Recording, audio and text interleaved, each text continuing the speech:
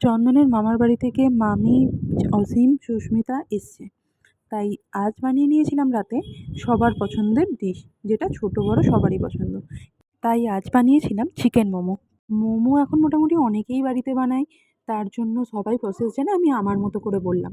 প্রথমে আমি বাঁধাকপিটা সিদ্ধ করে নিয়েছিলাম, তারপর বাঁধাকপিটা তুলে নেওয়ার পর ওই জলেই আমি দিয়ে দিয়েছিলাম চিকেন, আর তাতে নুন দিয়েছিলাম, তারপর গোলমরিচ গুঁড়ো, রসুন সব কিছুই দিয়ে দিয়েছিলাম চিকেন সিদ্ধ হওয়ার সাথে সাথে।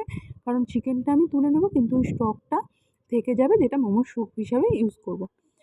তারপর সব কিছু একসাথে ভালো করে মেখে নিয়েছিলাম। মেখে নেওয়ার পর ওতে একটু নুন দিয়েছি, মরিচ গুঁড়ো দিয়ে ভালো করে মেখে নিয়ে পুর ভরে নিয়ে সিদ্ধ করে নিলাম। মোটামুটি ২০-২৫ মিনিট টাইম লাগবে।